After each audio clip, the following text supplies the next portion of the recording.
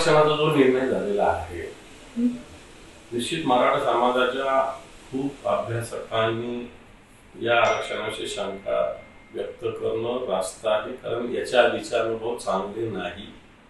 याच्या आधी दोनदा अशा पद्धतीनं 16% 13% आरक्षण मराठा समाजाला दिले आहे। या शंका आमच्याही मनात विरोधी पक्ष म्हणून किंवा या महाराष्ट्र विधानमंडळाचे सदस्य म्हणून या मराठा समाजाचं एक आपण सदस्य म्हणून निश्चित आमच्याही मनात आहेच।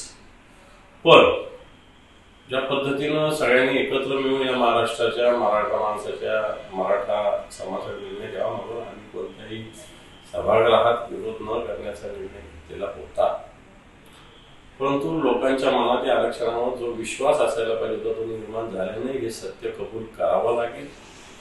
बऱ्याच जणांनी शंका कुशंका व्यक्त केल्या। आम्ही सुद्धा विरोधी पक्ष म्हणून अधिकृतरित्या माननीय मुख्यमंत्री, विधानसभा अध्यक्ष, विधान परिषद सभापती यांना अधिकृत पत्र देऊन या शंका उपस्थित केलेल्या आहेतच।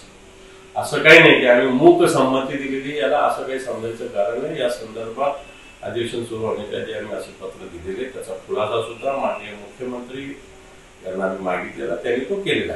आता विश्वास ठेवावा लागेल, परंतु लोकांच्या मनात हा विश्वास नाही हेही आपल्याला कबूल करावंच लागेल, कारण 50% आरक्षणाची जी मर्यादा आहे त्या मर्यादेत ते राहील का नाही राहील, टिकेल का न टिकेल हा प्रश्न जनतेच्या मनात आहे, हे कबूल करावा।